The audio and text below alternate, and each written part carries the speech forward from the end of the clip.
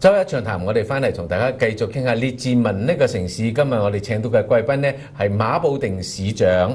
Now, as we continue to talk about it, it's the mayor's responsibilities. You are not only in charge of Richmond, but during the course of your mayorship, you were in charge of TransLink and many other the organizations, right? Yes, I was chair of the TransLink Board of Directors for a 2-year period.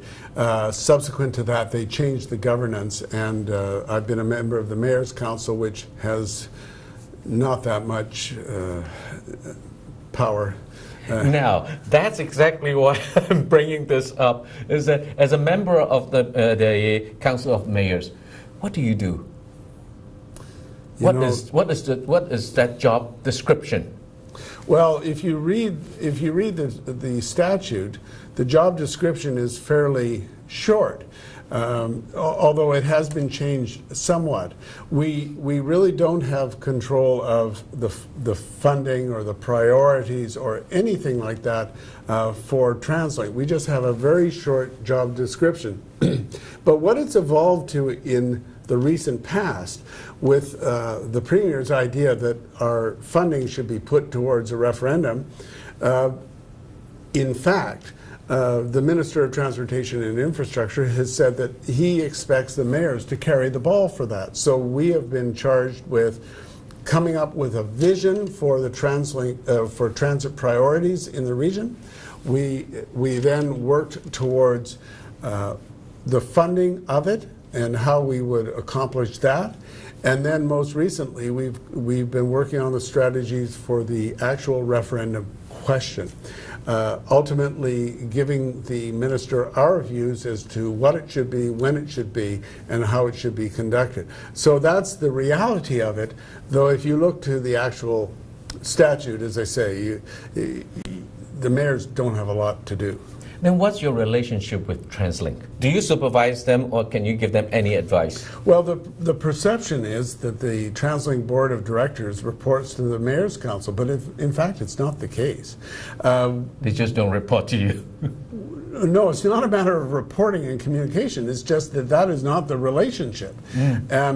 The chair and the vice chair of the Mayor's Council sit now on the Board of Directors of TransLink to get a better flow of communication back and forth. But that's really where the official relationship stops. We make appointments of TransLink directors and a few other things, but they don't report to us. And so that's one of the concerns that we have, is that the governance model is so messed up that part of the whole referendum as we go forward is to give people confidence that the money, that if they're willing to approve the extra revenue sources, that they can be confident that that money will be well spent and spent on the proper priorities.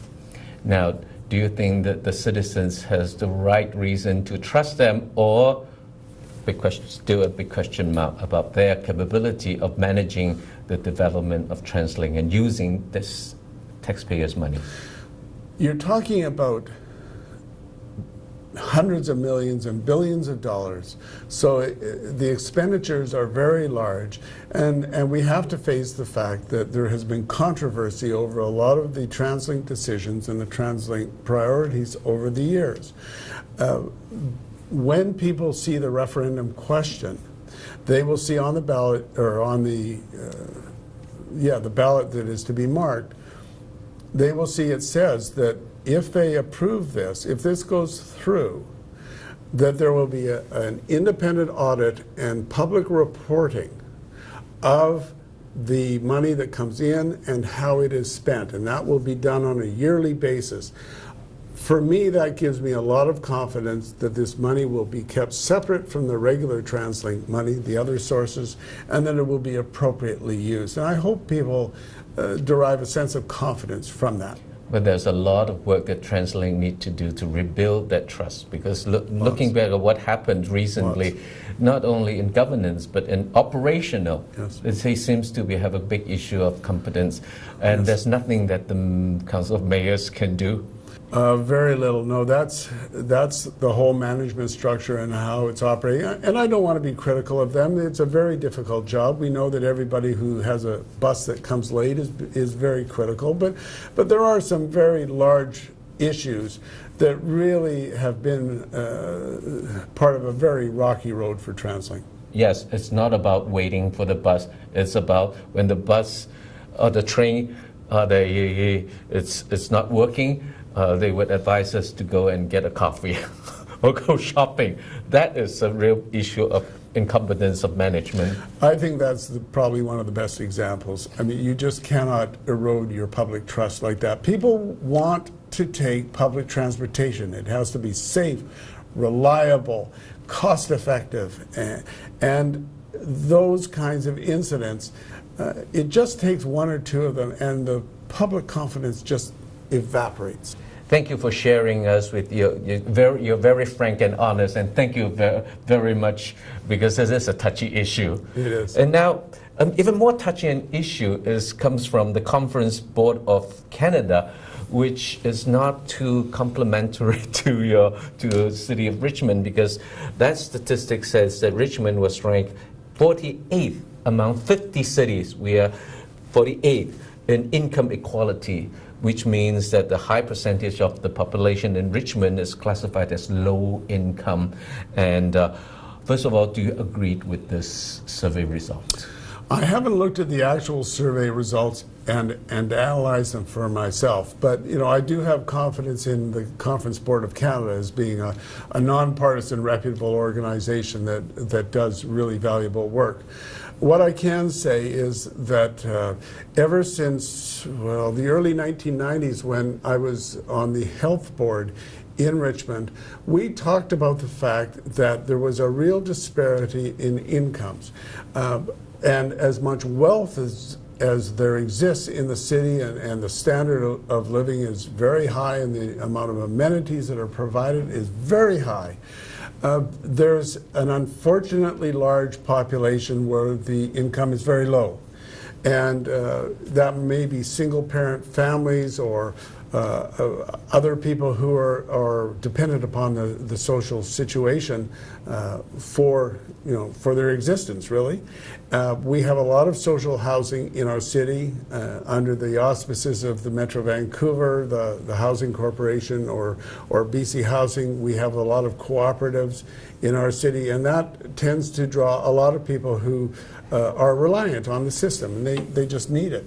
And so the statistic I've always heard is that it's just slightly over 25% of the families in our city live under the poverty line, and that's far too high, but it's also hard to address at a city level.